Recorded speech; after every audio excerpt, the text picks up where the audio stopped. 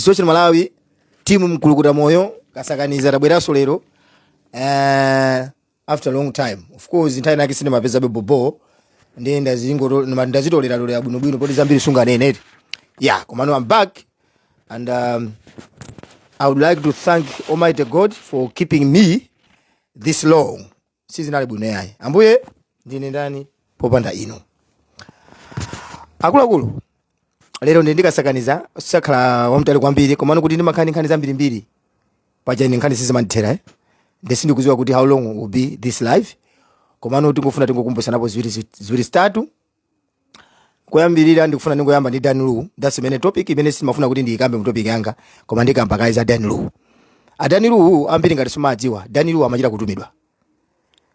Danilu sikuti zinthu zichamango zipanga mwa yewo chifukwa of course we know kuti Naiso is a businessman, right? Naiso amakha kusaka ndalama koma Danilu amachita kutumidwa. And anthu amene amamtuma ena ake mundalemba mashehe and anthu ena ake munena kuti nchifukwa chani why you mentioning mashehe kumene momo. Let me say this head.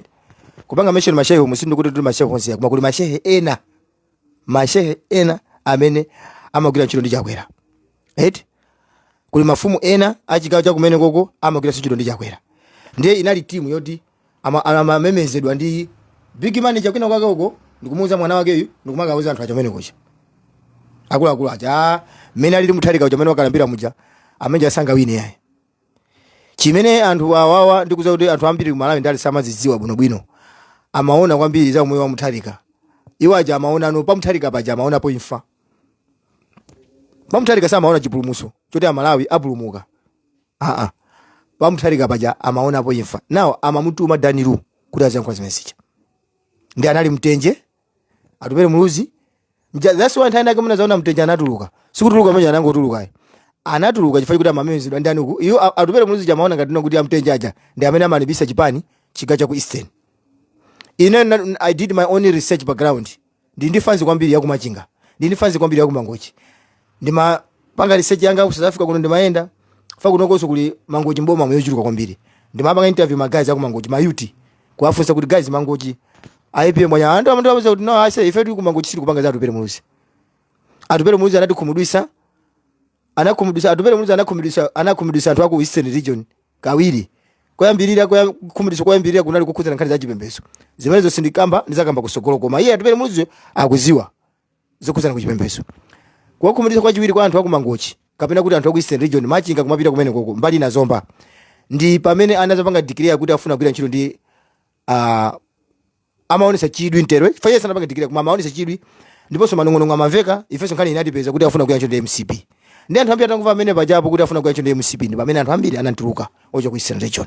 Mistake imene anapanga atupere muluzi. Ndifane kuti atupere muluzi siwo chenjera ngati bambo wake yayi. Bambo wake Dr. Bakiri Muluzi analo chenjera. Pamene pafika na atupere muluzi paja amayenera kuti iye ujayo mwina apange refresh brain yake.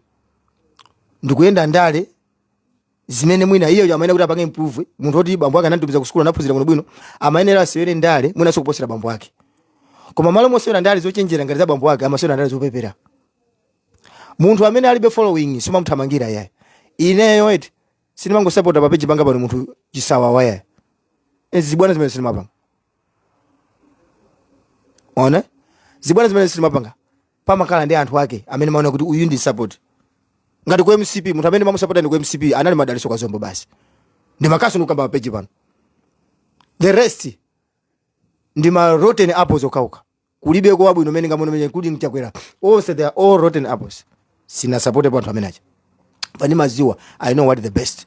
Now tikagamba nkhani za uyu Danilu amene amatumidwa ndi achina mtenje kuti azinyoza Professor Arthur Mutharika afuna atuluse nyimbo yochemerera Jomo kulowa ndi mutu.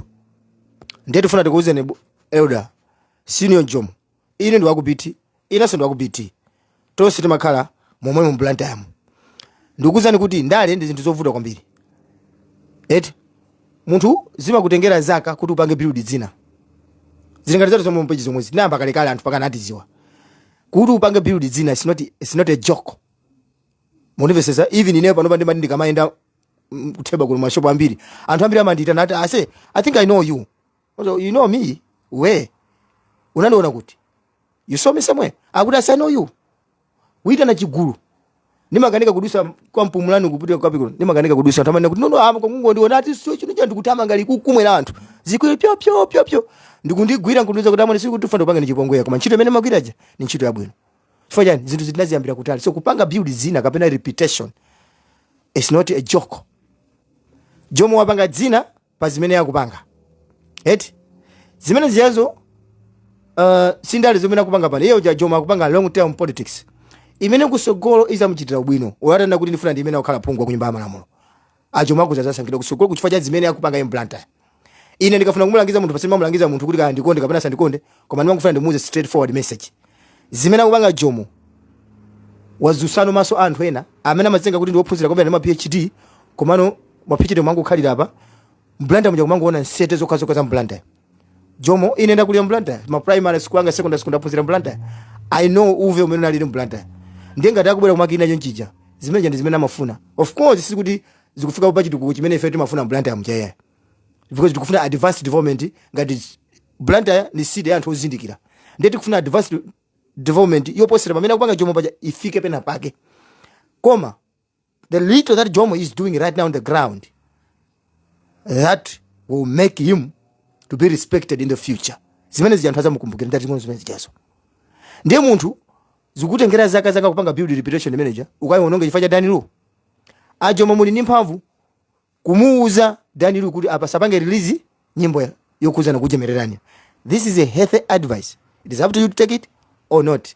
If sitimafuna kuti timbereke munthu kumbuyo tikuona kuti apa pakulakwika timafuna timuze straight Danilu usakuyenera kuti muzimulola zimba nyimbo za laziro ani mutu wasting wa money kumampasa Danilu kuti anthu ambiri amene mungati kwathandiza kuti anthu ambiri anyamata oimba alimbo ambiri kuti DPP ndi anthu oimba kuti mfana nako jama imba nyimbo anaimba nyimbo za IPM uja kuti mafana ambiri you can sponsor those guys Jomo mukwaza waita magazi wonse DPP amene mani nyimbo ya tabwani kuno this is the money pangani nyimbo mujemerere IPM mujemerere usogole wa Peter Mutharika that's all.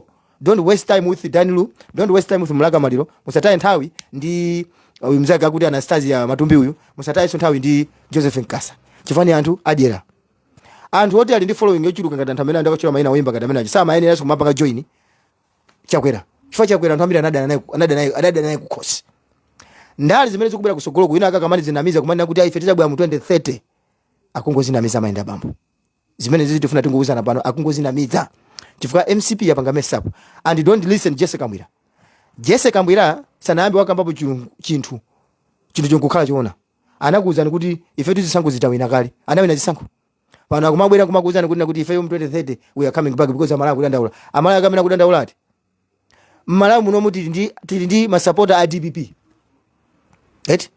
ndeti ndi anthu amene amangovotera chipani poona kuti ukukusizi kuenda buno tisinthe anthu amene janali kumbuyo kwa IPM.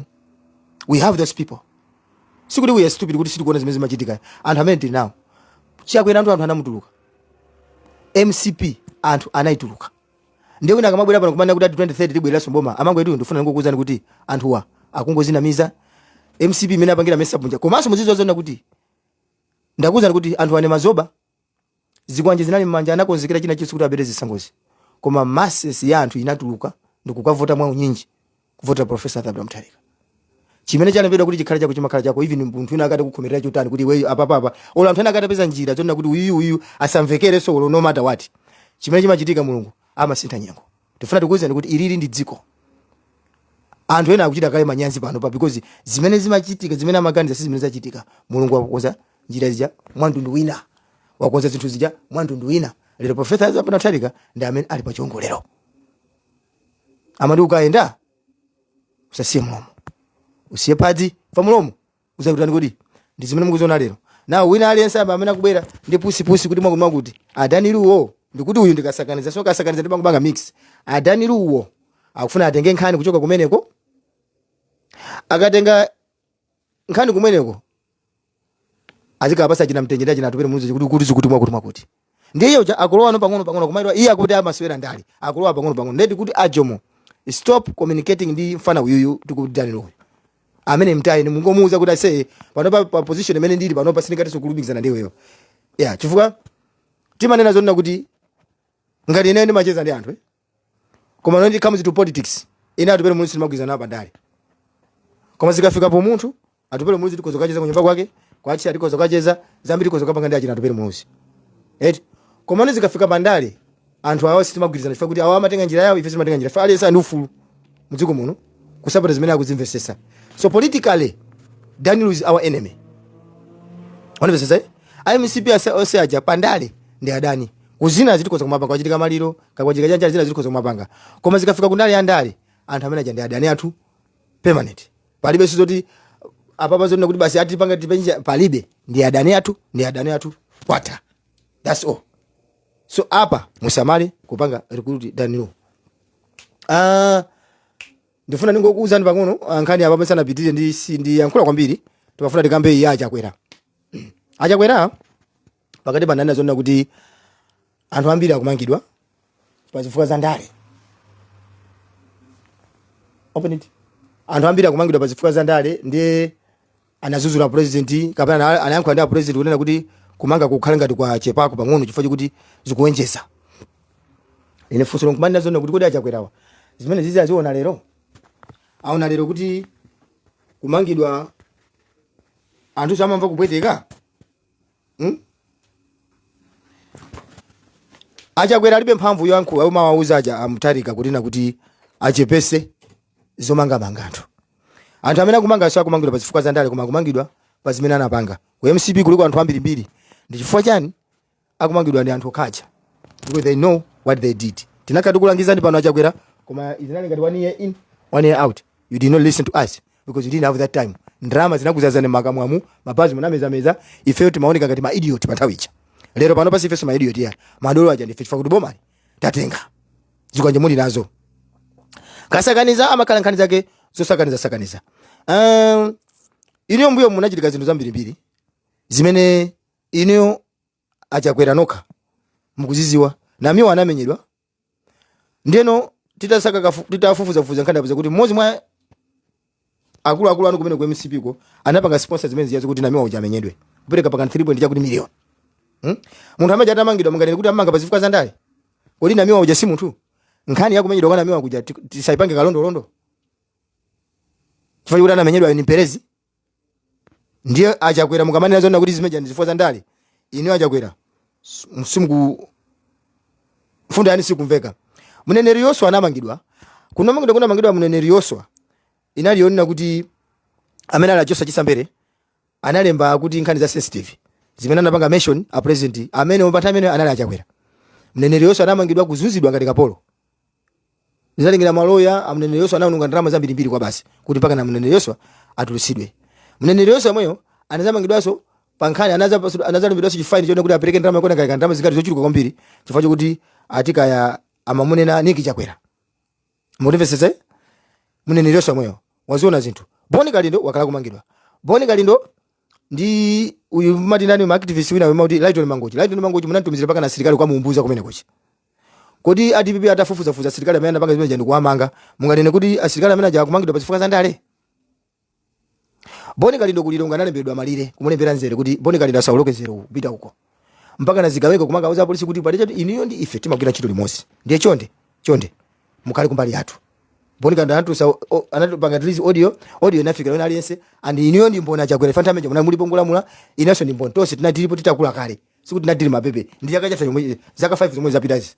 Tikozaona kuti chaka chathu chomwe mmene mazuza athu Malawi. Nkhani Boni Kalindo anapanga release. Ndiye ataka kuti basa tafufuza ndi kwakwira anthu amene ajawa ama mutama amamenya Boni Kalindo aja. Tinganeneso kuti pamene papa zifukwa za ndale. Akamulepo Kaluwa anamangidwa. Pasifika saoneka bwino mpaka kunyumba kwao. Kamulepo Kaluwa zonena kuti ndi one of the found wa democracy Malawi muno. Kamulepo Kaluwa anamangidwa treating ngati kapolo wa chabe. Kupita kunyumba kwao kwa secha matebulu yake kumenyisa basi kuti kuzamba ndi zinthu. Chifukwa chokuti mamuganizira kuti anatu Saudi zokhozana za ifa ya Chilima. Kodi atamanga anthu amene ja polisi amenja munganene zonena kuti ndizifukwa za ndale. Anthu amene anamenya na miwa ja polisi amene amaonera kuti apange dismiss pa ntchito pacha. Osapasa ndalama za pension zawo. Munganene kuti zifukwa za ndale.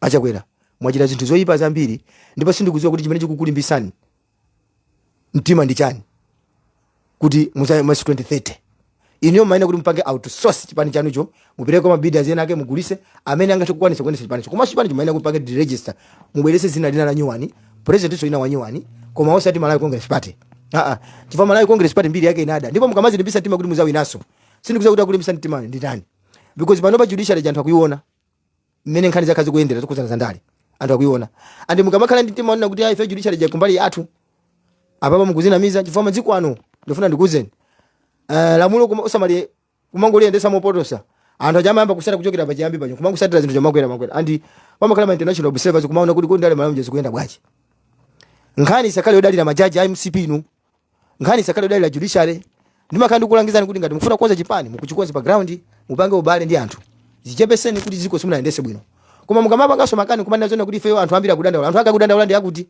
popeza mkulu kuti moyo amene ali Professor Arthur Mutharika chimangali chikuchipa that time demand was high amene munapanga za marketing zimene zimazifesa that time yacha kwenda demand yacha kuja inali high kwambiri and supply inali low ndichifaje kanthu amangokukuta china chimene najipeza unali njala so right now the supply of maize is high and demand is low pano mukungu kupita na kumangunguza mukutukwana kwa Mutharika uyu mwakutumwa kuti chanchana abwana ndifuna ndikuuzeni kuti munthu amene amapanga zona kuti chakuja chipezeka mdziko amene ndiye msogoleri amene yoyo ndiye msogoleri Peter Mutharika wapanga mbiri within few months chakuja kumapezeka mdziko and pamene wapanga Peter Mutharika kuti chakuja chipezeka mdziko ndi pamene chakuja chimadula kwambiri mwezi wa December January February mezi imene ndi imene anthu amafa kwambiri ndi njala anthu Malawi palibe newspaper lapakadale panomba munga yone ikulemba news yona kuti people are starving in Malawi right now from since Professor Arthur Mutharika started leading us again as a leader wa dziko lino we never saw or read newspaper writing kumana zona kuti Malawians are starving from last year December this year January and February because maize is everywhere food is everywhere and the prices of food has been reduced tuko zona kuti 30% chakuja pakadali pano pachikuchipa ndiso munganene sizona kuti mwakuti ino palibe ino simukufunikaso chifukwa ndimakuzani na MCP kuti kuti chimene chimakuphonyani kwambiri pamene pachapo chimene simafuna kumvera upangiri watu ndi pacha nkhani yacha kudya nkhani yacha kudya tere wewe Malawi kuti umuthe bwino ndi nkhani yacha kudya anthu onse amapanga phokosowa nkhani yake ndi chakudya ino ngopeza njira zona kuti yeye ndifuna zona kuti uyu akupanga phokoso ndifuna nyumba yako mujazidi amene each and every day phokoso limachepa koma wewe kumachaona kuti ukutuluka upita kuja kwatamanga koma kuti upeze ndama toka kule ufasi kupezeka ndi anthu amangurani amangutukwana ndi achakwera mistake inachitika amene pajapo ino mukanaonese kuti mdziko mujamo of course zinthu zina zimakhala kuti zikuvuta koma naye kumbali yacha kuja maina muzionese kuti chakuja mdziko mujamo chimanga chizipezeka kwelepete pena pali ponse chifukwa ife timadalira kwa agriculture ife ndi amene timalima chakuja kwambiri simuna mu Africa muno kuposa somayiko ena chifukwa ife timadalira za ulimi basi timacho timachoka koma mwapeza kuti tukumavutika kuvutikira chakuja Mutharika ngwenda kuti azimese zichitikaso ndiye pano panthu sana kolole mulimi uja amene amati chimanga chake ndizagulisa modula zimene ngosonja kuti it was a man made hunger sikuti hunger imene jai nali yona kuti yoti mama anthu mnachita kukonza kufinya mabatire amalawa zivutika ino uchango jaje mzapange drama tinali ndi asogoleri andi tikozana kuti asogoleri amene ajawana ali magangster sana ali asogoleri cholinga chacho funa kuti anthu azifa mdziko anthu azifa ndi depression chifukwa chakusowa chakudya there is no hunger in Malawi anymore you can go anywhere you can do your own research right now from last year December until now there's no hunger in Malawi you are the witnesses Malawians there's no any newspaper right now akuza kulemba zona kuti chimanga chadula palibe chimanga chikupezeka chifunga ndi wokagulisa yo nayo so kuti boma lana kuti ya panopata imikakali kugula chimanga tengani chimanga chimukagulise pansimu pesa na mavenda zikagulisa msimu mungu ochisisa chimangacho bwana chipiri chifukwa chikamukajika kamira chiwola chimangacho chiwola ndiye uyu ndiye mkulukura moyo ndiye apa siti kufuna kuti anthu ena ake mubwere ndiye nawo nkhani ya achakwera ndikuona ngati kuti pakadali panopa ine mungokhala chete chifukwa mwapanga zinthu zoyipa kwambiri zimene sinuzozona kuti sympathy yake ya Malawi imene mukifunayo tali Grigoro Gondwe amene anali mtola nkhani amene jamalemba nkhani kupanga expose ma corrupt leaders Grigoro Gondwe amasakidwa ngati nyama ya kutchire mpaka na anathawa Grigoro Gondwe journalist was in exile I think in the United States somewhere there if I'm not wrong now Grigoro Gondwe is back chifukwa cha inu ulamuliro wa Chakwera ndiye kunali ndani wina tikambe anyamadazi kwa nyerere usanena anali kuna kuli konse Chakwera kumuvuza samamva Chakwera akuti muniva kulala pameko pamepo hapo pamepo anthu akuvutika mdziko sizima mukhuza Chakwera ati waja mtoliro ndiye inu kukanika panga solve problem ija ya ku parliament ija kuti anthu amakaphutsa mateya la nyamata zikwanje kukanika azensogoleri uli mdziko kungokhala ndi mabatiri yako kuphwiba zokhala pampano anakuvotera chani wewe Amalawi ndiwo akumacha utani choti ukabwererese wewe chakwera wewe iwe chakwera ndo kufunana and msamayembekeza ndikamba badi I'm repeating this don't expect kuti MCP izabweraso mboma palibe ngati simukonza ubale wanu iniyo ndi Amalawi pa ground musayembekezere kuti Amalawi azakuvoterana and mistake imene ili ndinu mumaona ngati kuti achewa ndende amene alipo amene angati kuvotera MCP mwawale kuti mukamafinya mabattery mafina sonde achewa umwe iniyo kuti muchikoze chipani cha MCP it will take decades kuti MCP to come back. It's not a joke. DPP atenga boma munairanda munapanga maupo amene achitika jafeti masata ndali zibwino bwino timazisata zinali zokonza kuchokera ku UDF APP kuloera uko ndi kunali ya UTM anala kuloera uko kunali akondwa anakumwa chipani cha DPP munachikonzekera kuti mungochimalizira completely koma DPP used its own strategy to defeat you chifukwa ndo achisuma afuna pazifukwa zanu zimene muganizira ndiye ngati DPP yoyo inakwanisa yoka right popanda UDF yo do you think kuti mukoza kuzamizanaso kuti muzachoseso DPP that I don't think that is going to work. That is not going to work. You have to rethink, you have to reassess masere jana mu panga mukakhaleso pasi muziunikire muno guys apa tifoira chifa wazoti tingazacho semboma ndimene anthu akwakonda ndi zimene akupangira zinthu. It's not a joke. If you can't defeat DPP, just join them. Otherwise ichi ndi chipani china chake chona kuti I don't know kuti inu MCP mphambo mukuzitenga kuti uyu ndi mkulukuta moyo Professor Arthur Peter Mutharika ndipo ine madalisika ndi mathokoza Mulungu ifana ndi pasa mzimu wachidziwiso. Iwe amene umakonda DPP we suna bese hai tipite kwa Davis Kapito.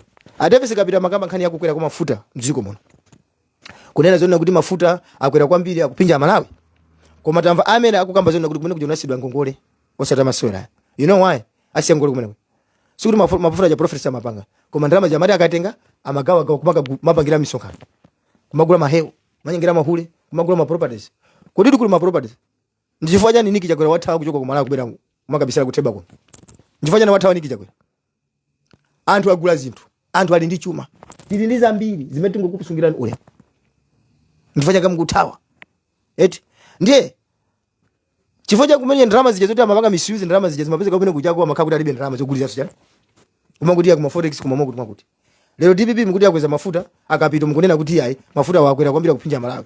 I'm not arguing ndinu kapena kususana nanu koma no why now chifukwa kuti pazana Malawi so boma la MCP kuti mafuta akwena kukwera DPP akwera mkuti ayi kuti kuipa kumukona kwa DPP ndifanya na mauza akwera kuti akweza mafuta kabambe sana kabambe zona kuti mafuta akwena kukwera pano akubera kuzana kuti ya mafuta wayi kodi chene chimene mamenyera mkondo wa Malawi mkondo yake mamenyera Malawi mamenyera iti. Let me tell you tikapita pa anyamata amene timakhala ku South Africa kuno amene amakhala kutumiza ndalama ku Malawi pano parandi yapenga kwambiri so kapena kuti ndikuona kuti kwacha yapenga kwambiri kutumiza 400 rand yomwe ku Malawi makafika 100 cha kuti 1000 pamene 400 rand imene timapereka nthawi ya DPP inapita ijambo ija before chakwera imakhala 15000 Malawi kwacha pano pa 450,000 amene 450 rand yomwe ikumakhala ku Malawi 100,000 zimene zikudina kuti ndamato chinapanga devalue umovesa chisoni kwambiri mochitisa zero munivesese now ngati ndalama yathu ija ili yagwa motere mucha ngati 1 rand iyo tikuigula pa 200 kwacha kapena pa 220 kwacha tukamaliza nyamata kumagulisa tu kwa mkudu ma hero pesa whatever mkuru whatever there akumaigula choncho ndiye 20 rand ndi ndalama zingati pa Malawi 20 rand ndi ndalama zingati rand yoti kuti ili pa 200 yakuti 1 rand ndiye 20 rand yo ndiye mafuta umene ali ku Malawi kumkonda ngati agula sana tu ku Malawi mafuta ndiye akudula kunfa kuno kuti 20 rand yakuti 20 rand 50 cent mwina ndingoona kuti official price ya ku South Africa kuno ndi 20 rand 50 cent ndiye ngati rand yoti kuigula pa 200 rand yakuti tikamatumiza ndalama Malawi amene ali ku John ngati akutumiza 200 yakuti ndiye mkuona ngati kuti mafuta ku Malawi adula kapena achipa Messi yoseyo bwera ndiye achakwera and they don't want to accept zoiba zimene anapanga akuti ya Malawi akuvutika ba Malawi akuvutika ndiye akuti Jesse Kambwira chakwera Richard Chimwendo Banda zikhale ngoma Amalawi omwe ngati akuvutika pa kompa mano koma osata kuvutika pa komo pa Professor Arthur Peter Mutharika akuvutikira pa komo pa mano fa Professor pa kompa apita Mutharika panakonzedwa ndi mkulukuta moyo chakuja chingopezeka. Mr. Christian Wadeje mkunena kuti how will Jomo do if he is the presidential candidate in 2030 for DPP landslide win? Will MCP find a young candidate or will Abusa still be in charge of MCPE? I don't know. Anena zimene zokuti azakhala candidate. I don't know. Komanso MCP. What do you call it? MCP. Please analeje kudi post on the party.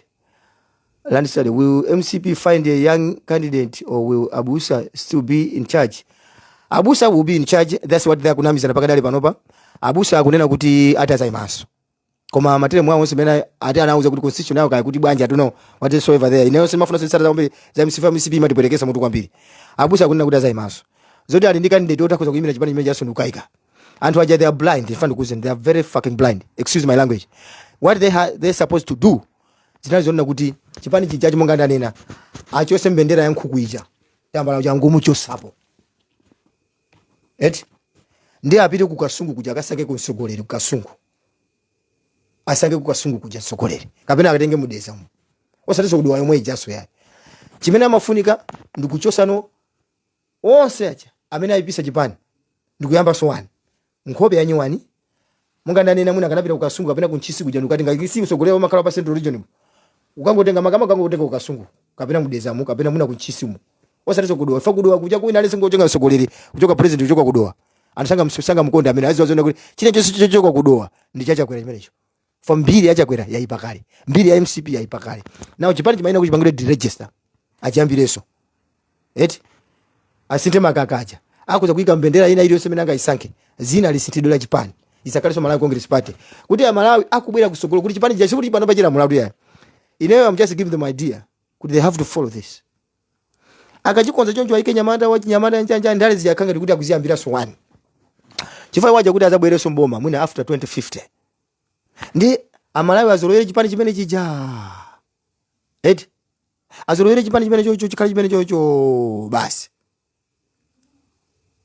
akanakhala ngadana anthu ena kuti ochenjera mwina ndifuna ndingowauza magazi onsewa atupere muluzi chipani cha UTM chipani cha MCP because amafuna kugwira ntchito limodzi strategy yabwino imene ngakuze magazi ngati muli madolo mutese zipani zonsezi